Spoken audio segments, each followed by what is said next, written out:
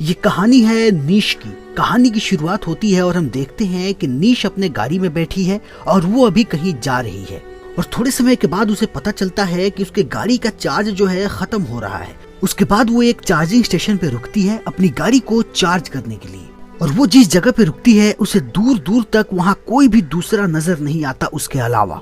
और जैसे ही वो अपने कार को चार्ज पे लगाती है उसको पता चलता है कि उसकी गाड़ी को चार्ज होने में पूरे 3 घंटे 11 मिनट और 48 सेकंड लगेंगे। और अब नीश को ये बात समझ में नहीं आ रही कि वो इतने समय तक क्या करेगी, क्योंकि यहाँ पे उसके अलावा दूसरा कोई भी नहीं है। तभी उसकी नजर अपने सामने वाले घर पे पड़ती है जिस घर पे लिखा होता है ब्लैक म्यूजियम। और नीश उस म्यूजियम की तरफ चल पड़ती है और वो जैसे ही म्यूजियम का दरवाजा खटखटाती है उसे पता चलता है कि म्यूजियम तो 11 बजे खुलेगा और 11 बजने में अभी थोड़ा समय है। उसके बाद नीश जो है वहीं पे घूमने लगती है और 11 बजने का इंतजार करने लगती है। और तभी उस म्यूजियम का दरवाजा खुलता है और अंदर से एक आदमी निकलता है जिसका नाम होता है रोलो हैंस, जो कि इस म्यूजियम का मालिक है। और वो नीश से कहता है कि अभी म्यूजियम को खुलने में थोड़ा समय है, तुम बहुत जल्दी आ गई। और उसके बाद रोलो हैंस रास्ते की तरफ देखने लगता है और उसके बाद नीश से कहता है कि लगता है आज और कोई नहीं आने वाला, तो हमें टूर शुरू करना चाहिए। लेकिन एक बात ध्यान में रखना कि ये जगह जो है कच्चे दिल वालों के लिए नहीं है। और उसके बाद नीश म्यूजियम के अंदर चली जाती है और रोलो हैंस जो है टूर को शुरू करता है। और जैसे ही वो म्यूजियम की लाइट ऑन करता है हमें एक तस्वीर नजर आती है और तस्वीर में विक्टोरिया नाम की एक लड़की है। और इस लड़की को हमने ब्लैक मिरर के एक एपिसोड में देखा था और उस एपिसोड का नाम था व्हाइट बियर। और उसके बाद हमें एक टैब देखने को मिलता है। ये टैब भी ब्लैक मिरर के एक और एपिसोड से है जिसका नाम था आर्क एंजल। और उस एपिसोड में ये टैब जो है मरी का होता है जो इससे अपनी बेटी पे नजर रखती है। और नीश इन सारी चीजों को बड़े ही ध्यान से देखती है और रोलो हैंस कहता है कि इन सारी चीजों को ध्यान से देखो, इन सारी चीजों की बड़ी ही लंबी कहानी है। और नीश ऐसे ही पूरा म्यूजियम घूमने लगती है और सारी चीजों को देखने लगती है। और यहाँ पे हमें ब्लैक मिरर के बाकी एपिसोड से बहुत सारे रेफरेंसेस देखने को मिलते हैं, जैसे कि hated in the nation, USS Callister, crocodile और द नेशनल एंथम। लेकिन असली कहानी तब शुरू होती है जब नीश की नजर एक इलेक्ट्रॉनिक हेयरनेट डिवाइस पे पड़ती है और वो इसके बारे में रोलो हैंस से पूछती है और वो इसकी पूरी कहानी सुनाता है। और रोलो हैंस इस डिवाइस को सिंथेटिक डायग्नोजर कहता है। और रोलो हैंस बताता है कि ये कहानी तब की है जब वो सैन जुनिपेरो यूनिवर्सिटी हॉस्पिटल में एक न्यूरोलॉजिकल रिसर्च रिक्रूटर के रूप में काम कर रहा था। और इस हॉस्पिटल में ऊपर जो है प्रोडक्ट रिसर्च होता है और नीचे लोगों का इलाज किया जाता है, जो देखने में एक आम हॉस्पिटल की तरह दिखता है। लेकिन इसमें इलाज के अलावा भी बहुत सारे काम होते हैं और इनका मकसद था कि ये ऐसे लोगों का इलाज कर सकें जिनके पास इलाज करवाने के उतने पैसे नहीं है और बदले में उनको मेडिकल एक्सपेरिमेंट के लिए राजी करना। और यहाँ पे रोलो हैंस की मुलाकात होती है डॉक्टर पीटर डॉसन से, जो कि अभी बहुत गुस्से में है क्योंकि अभी अभी वो एक पेशेंट को नहीं बचा पाए हैं। और डॉक्टर डॉसन ये कह रहा है कि अगर उसे पता होता कि वो मरीज कितने दर्द में है तो वो उसकी दवाइयां पहले बदल देता, तब शायद उसके बचने के चांसेस बढ़ जाते।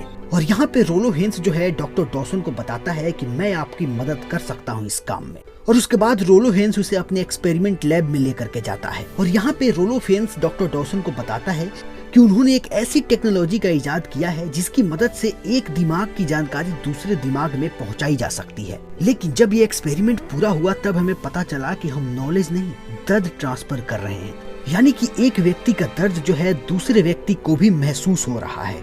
और ये सुनने के बाद डॉक्टर डॉसन बहुत ही ज्यादा खुश हो जाते हैं क्योंकि उन्हें यही चाहिए था ताकि इस चीज की मदद से वो मरीजों का बेहतर उपचार कर सकें। और तब रोलो हैंस जो है डॉक्टर डॉसन को एक और बात बताता है कि इस टेक्नोलॉजी की सबसे खास बात ये है कि आप दूसरों का दर्द तो महसूस कर सकेंगे लेकिन उससे आपको किसी भी तरीके का कोई भी शारीरिक नुकसान नहीं होगा।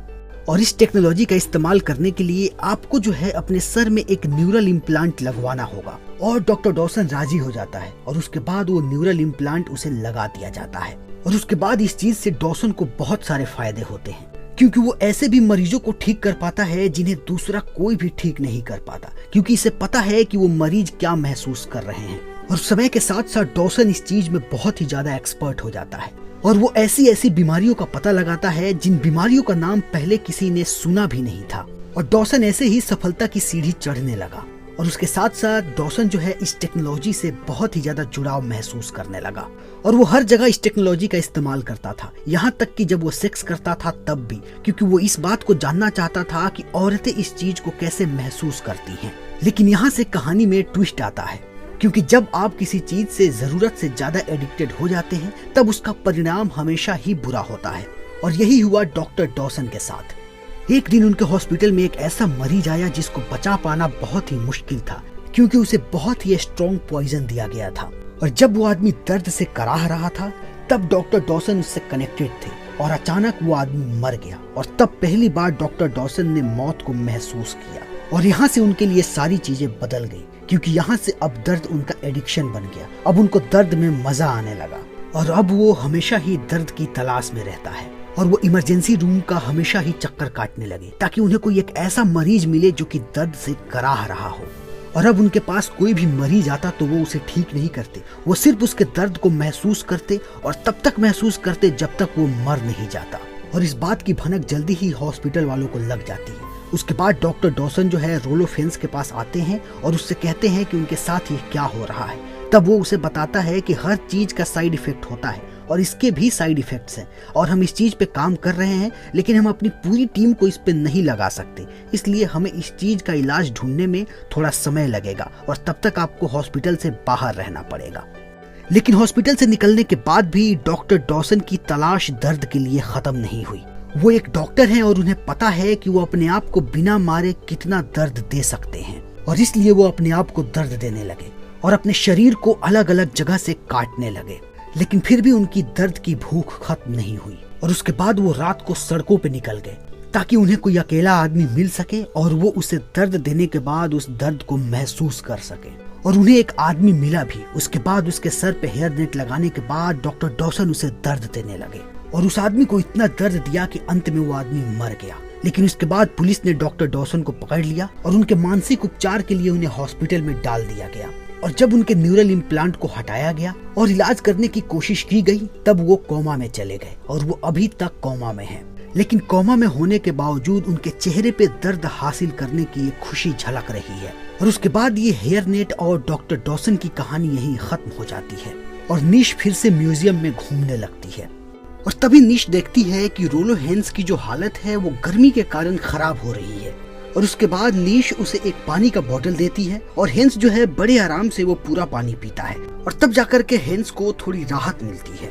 और उसके बाद निश फिर से म्यूजियम में घूमने लगती है। उसके बाद उसकी नजर जो है एक मंकी पे पड़ती है और वो रोलो हेंस से पूछती है कि इस मंकी की क्या कहानी है।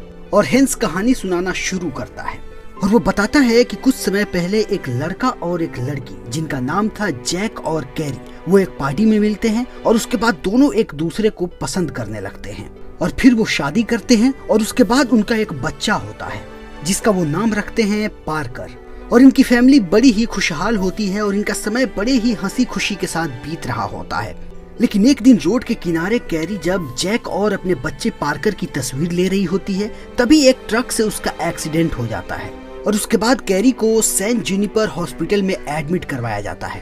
और तब उन्हें पता चलता है कि कैरी कोमा में चली गई है और उसके बाद समय ऐसे ही बीतते जाता है, लेकिन कैरी की हालत में कोई सुधार नहीं आता। उसके बाद कैरी पे एक कॉम्बॉक्स का टेस्ट किया गया जिसकी मदद से वो कोमा में होने के बावजूद लोगों से बात कर पाएगी। और ऐसा ही हुआ, वो लोगों से बात कर पाती थी लेकिन एक मशीन के द्वारा जिसमें दो छोटे छोटे बल्ब थे, एक लाल रंग की और एक हरे रंग की। अगर कैरी हाँ कहना चाहती थी तब हरे रंग का बल्ब जलता था और जब वो ना कहना चाहती थी तब लाल रंग का बल्ब जलता था। और जैक इसी की मदद से कैरी से बात किया करता था और उसकी जिंदगी ऐसे ही चल रही थी। और तब उसके थोड़े समय के बाद एक दिन उसकी मुलाकात रोलो हेंस से हुई और तब हेंस ने उसे बताया कि अगर वो चाहे तो उसकी वाइफ जो है फिर से उससे बात कर पाएगी और उसके साथ हमेशा रह पाएगी। लेकिन इस बात को जैक पूरी तरीके से समझ नहीं पाया और उसने हेंस से पूछा कि आखिर आपका मतलब क्या है। तब हेंस ने उसे डिटेल में समझाया कि हम सारे मनुष्य सिर्फ अपने दिमाग का 30 या 40% भाग ही इस्तेमाल करते हैं और बाकी का 50 से 60% जो हमारा दिमाग है वो हमेशा ही खाली रहता है। और इसीलिए हमने इस चीज को दिमाग में रख करके एक टेक्नोलॉजी बनाई है जिसकी मदद से हम किसी दूसरे व्यक्ति का दिमाग किसी और व्यक्ति में लगा देते हैं और उसके बाद वो आदमी जो है दूसरे आदमी से बात कर पाता है, क्योंकि हम सिर्फ दिमाग के बचे हुए भाग का इस्तेमाल करते हैं। इसलिए एक व्यक्ति के दिमाग में 2 आदमी होते हैं और दोनों एक दूसरे से बड़े ही आसानी से बात कर पाते हैं और दोनों हर चीज को बराबर महसूस करते हैं। और इसीलिए मैं कैरी के दिमाग को तुम्हारे दिमाग के अंदर डालना चाहता हूँ जिसकी मदद से कैरी वो सारी चीजें देख पाएगी जो तुम देखते हो, और कैरी अपने बच्चे को भी गले लगा पाएगी। और अपने बच्चे को गले लगाते समय जिन चीजों को तुम महसूस करोगे उन सारी चीजों को कैरी भी महसूस कर पाएगी, और वो हर समय तुम्हारे साथ होगी। तुम जो देखोगे कैरी भी वो देखेगी, तुम जो महसूस करोगे कैरी भी वो महसूस करेगी, और इस चीज की मदद से कैरी एक बार फिर से जिंदा हो पाएगी और वो अपनी बची हुई जिंदगी जी पाएगी। और ये सब सुनने के बाद जैक जो है राजी हो जाता है और कहता है कि इस प्रोसेस में कितना खर्च लगेगा। तब उसे फेंस बताता है कि इस प्रोसेस में कोई भी खर्च नहीं है, हम ये सारा काम फ्री करेंगे, लेकिन इस प्रोसेस में हमें कैरी के बॉडी को नष्ट करना होगा और उसके हम बचे हुए ऑर्गन्स को रिसर्च के लिए रख लेंगे।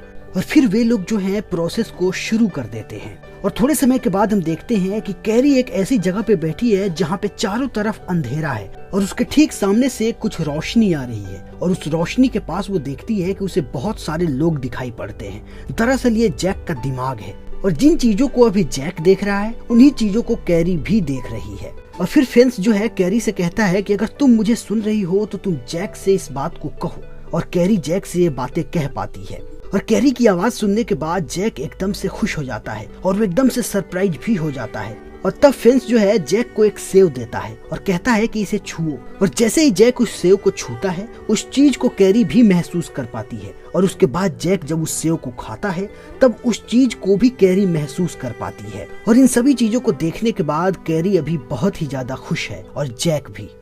और उसके बाद जैक जो है अपने बच्चे को गले लगाता है और इस चीज को भी कैरी महसूस कर पाती है, और ऐसा लगता है जैसे सब चीज फिर से ठीक हो गया है। लेकिन ये सिर्फ तूफान से पहले का सन्नाटा है। जैसे जैसे कहानी आगे बढ़ता है कैरी जो है जैक के जिंदगी में बहुत ही ज्यादा इंटरफेयर करने लगती है। जैक कुछ भी पढ़ता है तो वो कहती है कि तुम इस किताब को उतने देर से क्यों पढ़ रहे हो, तुम ये काम क्यों कर रहे हो, तुम वॉशरूम जाने के बाद अपना हाथ क्यों नहीं धोते। और यहाँ तक कि अगर वो रास्ते पर चलते समय किसी लड़की को देख ले तब भी कैरी गुस्सा करती है। और फिर उनके बीच जो है हमेशा ही झगड़ा होने लगता है, और जब जैक इस झगड़े से तंग आ जाता है तब वो रोले फेंस के पास जाता है और उसको अपनी समस्याएं बताता है। तब फेंस उससे कहता है कि मैं तुम्हारे सिस्टम को अपडेट कर सकता हूँ, और उसके बाद तुम जब चाहो तब कैरी को म्यूट कर पाओगे, और जब तक तुम ना चाहो तब तक कैरी तुमसे बात नहीं कर पाएगी। और उसके थोड़े समय के बाद हम देखते हैं कि जैक ने कैरी को 8 वीक्स के लिए म्यूट कर दिया था। और इस बात को सुनने के बाद कैरी बहुत ही ज्यादा भड़क जाती है। उसके बाद दोनों इस निश्चय पे पहुंचते हैं कि जैक कैरी को सिर्फ वीकेंड पे अनम्यूट करेगा, उसके अलावा वो पूरे समय जो है म्यूट रहेगी। और कैरी को इस बात को मानना पड़ता है, और उसके बाद सब चीज ऐसे ही चलने लगता है, और ऐसा लगता है कि जैसे फिर से एक बार सारी चीजें ठीक हो जाती है। लेकिन उसके बाद जैक के जिंदगी में एक और लड़की आती है जिसका नाम होता है एमिली। और एमिली देखती है कि जब भी जैक कैरी से बात करता है वो बहुत ही ज्यादा परेशान हो जाता है, और इस चीज से एमिली भी इरिटेट हो जाती है, और वो जैक को कहती है कि हमें इस चीज से पीछा छुड़ाना पड़ेगा। और उसके बाद जैक और एमिली दोनों डॉक्टर फेंस के पास जाते हैं और उससे कहते हैं कि हमें इस चीज से पीछा छुड़ाना है, क्या कोई और रास्ता है। तब फेंस बताता है कि एक रास्ता है कि अगर जैक चाहे तो वो कैरी के दिमाग को एक मंकी डॉल के अंदर डाल सकता है, जिससे कि कैरी हमेशा अपने बच्चे के पास रह पाएगी। और इस बात पे जैक राजी हो जाता है क्योंकि वो मंकी डॉल हर चीज को महसूस कर सकता था। अगर कैरी का बच्चा उस मंकी डॉल को गले लगाएगा तब उस चीज को कैरी महसूस कर पाएगी। लेकिन उस मंकी के पास सिर्फ 2 ही इमोशंस है, और वो सिर्फ 2 ही डायलॉग्स कह पाएगी, एक मंकी लव्स यू और दूसरा मंकी नीड्स अ हग। और इस चीज को देखने के बाद कैरी बहुत ही ज्यादा परेशान हो जाती है और बार बार उन बटन्स को दबाने लगती है जिससे आवाजें आती हैं मंकी लव्स यू। और इस चीज को देखने के बाद एमिली फिर से इरिटेट हो जाती है और वो समझ जाती है कि कैरी फिर से गुस्सा कर रही है। उसके बाद एमिली उस मंकी से यानी कि कैरी से कहती है कि अगर तुमने अच्छे से बिहेव नहीं किया तो हम तुम्हें इस बार डिलीट कर देंगे, उसके बाद तुम अपने बच्चे को दोबारा कभी भी नहीं देख पाओगी। और कैरी को ये बात माननी पड़ती है। और एक दिन पार्कर जो है उस मंकी डॉल से बोर हो जाता है क्योंकि पार्कर के लिए वो सिर्फ एक खिलौना होता है और वो उसे फेंक देता है। और कैरी अंदर चिल्लाती रहती है लेकिन उसकी आवाज कोई भी नहीं सुन सकता और वो ऐसे ही रह जाती है। और उसके बाद फेंस कहता है कि यूएन गवर्नमेंट ने इन सारी चीजों को बैन कर दिया कि आप किसी ह्यूमन कॉन्शियस को किसी चीज के अंदर ट्रांसफर नहीं कर सकते, और इसके लिए जो है रोलो फेंस की नौकरी चली गई। और कैरी आज भी उस डॉल के अंदर कैद है क्योंकि गवर्नमेंट का आदेश था कि आप उसको डिलीट भी नहीं कर सकते। और फिर जैक और कैरी की कहानी यहीं पे खत्म हो जाती है। और उसके बाद फेंस निश को कहता है कि यहाँ की सबसे नायाब चीज देखना चाहोगी, और उसके बाद वो उसे अलग कमरे में लेके जाता है जहाँ पे निश देखती है कि एक शीशे का कमरा है और उसके अंदर एक होलोग्राम बना है एक आदमी का जिसका नाम है क्लेटन ले, जिसने एक वेदर गर्ल का खून किया था। और निश को ये चीज देखने के बाद बहुत बुरा लगता है और वो रोलो फेंस से पूछती है कि ये आदमी यहाँ पे कैसे पहुंचा। और उसके बाद फेंस जो है उस आदमी की कहानी सुनाना शुरू करता है कि जब उसकी नौकरी चली गई थी उसके बाद वो दूसरा काम स्टार्ट करना चाहता था। वो चाहता था कि वो सारे सेलिब्रिटीज का होलोग्राम बनाए और उसके बाद वो उनके मरने के बाद भी उन्हें जिंदा रखे, एक वैक्स म्यूजियम की तरह, उनके कॉन्शियसनेस का इस्तेमाल करके। लेकिन कोई भी सेलिब्रिटी रोलो हेंस की बात पर राजी नहीं हुआ और रोलो हेंस का वो प्लान फेल होने वाला था। तभी उसको आइडिया आया कि क्यों ना वो हत्यारों का इस्तेमाल करे जिनको ऑलरेडी सजा सुना दी गई है। और फिर जो है रोलो फेंस क्लेटन ले के पास जेल में गया और उससे कहा कि कार्यवाही के बाद अगर तुम्हें निर्दोष साबित कर दिया गया तब तुम घर चले जाना, लेकिन अगर तुम्हें दोषी करार दिया गया और तुम्हें हमेशा के लिए जेल में रखने की सजा दी गई तब मैं तुम्हारे कॉन्शियसनेस का इस्तेमाल करके एक म्यूजियम में लगाना चाहता हूँ और उससे जितनी भी आमदनी होगी उसका कुछ हिस्सा क्लेटन की फैमिली को हमेशा ही मिलता रहेगा। और इस बात को सुनने के बाद क्लेटन राजी हो गया और उसके बाद जो है क्लेटन को सजा मिली और जैसे ही उसको मारा गया उसी समय फेंस ने उसके कॉन्शियसनेस को ले लिया। और इस बात को सुनने के बाद निश कहती है कि ये बेगुनाह भी तो हो सकते थे, इस बात की गुंजाइश थी, लेकिन इस बात को रोलो फेंस एकदम से इनकार कर देता है और कहता है कि कातिल तो यही था। उसके बाद रोलो फेंस ने क्लेटन के कॉन्शियसनेस का इस्तेमाल करके म्यूजियम में एक ऐसी चीज बनाई जिसका इस्तेमाल करके क्लेटन को दुनिया का कोई भी आदमी सजा दे सकता था। उसने शीशे का एक कमरा बना के उसमें क्लेटन के होलोग्राम को बनाया और उस होलोग्राम को ऐसे चेयर पे बैठाया जैसे चेयर पे उसे एग्जीक्यूट किया गया था। उस चेयर पे बहुत तेज बिजली के झटके आते थे जिसे एक बार दबाना मौत देने के बराबर था। और जितने भी लोग उस म्यूजियम में आते थे सारे लोग उसे सजा देते थे क्योंकि सारे लोगों को लगता था कि कातिल तो यही था। और इसलिए क्लेटन को दिन में तकरीबन 100 बार मारा जाता था और हर व्यक्ति उस लीवर को 10 सेकंड तक खींच सकता था, क्योंकि अगर 10 सेकंड से ज्यादा खींचा तो क्लेटन का कॉन्शियसनेस हमेशा के लिए डिलीट हो जाएगा। और क्लेटन को सजा देने के बाद सारे लोगों को एक सूबेनूर भी मिलता था जिसमें क्लेटन हमेशा तड़पते रहता था और दर्द से कराहता था। और इस कहानी को सुनाने के बाद हम देखते हैं कि रोलो फेंस भी दर्द से कराहने लगता है और वो अपने गर्दन को पकड़ के जोर जोर से खांसने लगता है।